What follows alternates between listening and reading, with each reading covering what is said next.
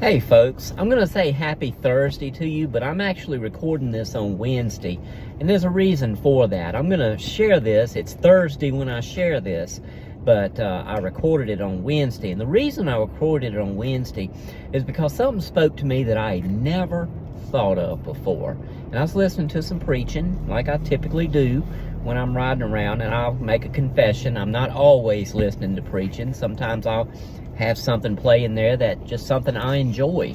Y'all know that I'm a student of history, so I'll put on YouTube and there'll be something historical or whatever I'll be listening to, or just something else that I just enjoy listening to. But you know that by and large I enjoy listening to some preaching as well. And something hit me in the message that I was listening to that I had never thought of before, and I'm willing to bet you've never thought of it either. So in the book of Ecclesiastes, chapter number 3, we know this passage by heart in verses 1 through 8.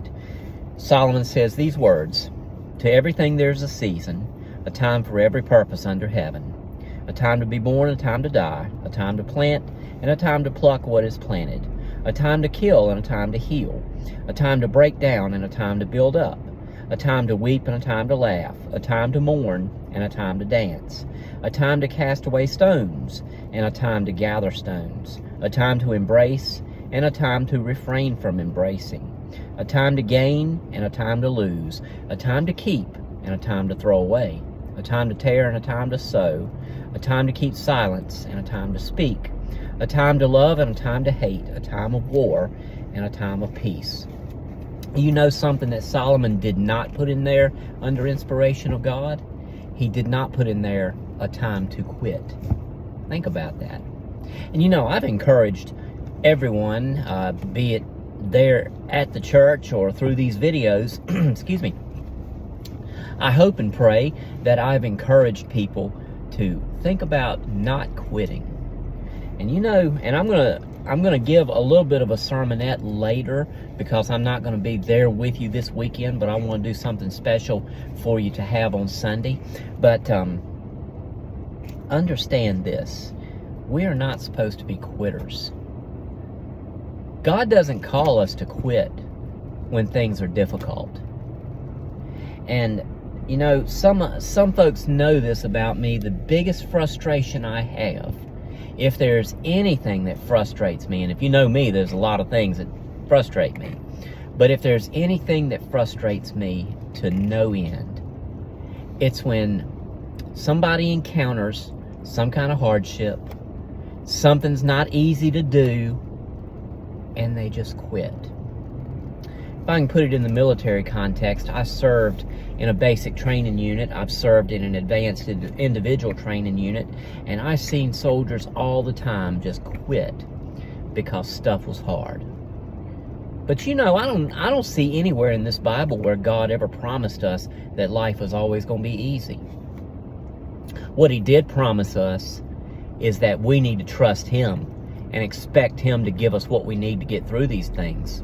We're going to have difficulty. And you know, I know that my congregation is a little bit older than soldiers that I administered to. So you all know this, but it really helps to be reminded of it, because that temptation is right there to just give up when something is not easy. But nowhere here under inspiration did Solomon write that God told him that there's a time to quit, a time to give up. There's a time to do everything else, but not a time to quit. So let me encourage you. Maybe you watch these videos, you don't come to church, and I wished you would, but you watch our videos, and I'm glad that you do. I hope and pray that you get some inspiration. But I'm not doing my job in the ministry if I'm not rubbing some people the wrong way. I'm not doing my job in the ministry if I'm not stepping on people's toes sometimes. So you may be watching this right now, and you are going through some kind of hardship, and you're tempted to quit. May I encourage you, God never expects us to quit. He expects us, however, to give Him everything that we've got, so that He'll give us what He's got, and we can make it through. You may watch our videos and you don't know Jesus Christ as Lord and Savior. Well, I'm so glad that you watch our videos, and I pray you get inspiration.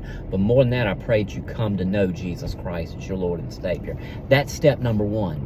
Step number two, keep moving forward and allow God to give you what He needs to give you, so that you can make it through the difficulties and you don't have to quit. Maybe you watch our videos and you feel hopeless. I got news for you. You have hope, and it's in God through Jesus Christ. So don't quit. Bear the hardships. Trust them to God. Keep moving forward, and don't quit. I remind you, Ecclesiastes never says there's a time to quit. So I hope and pray that you have a wonderful, wonderful day today.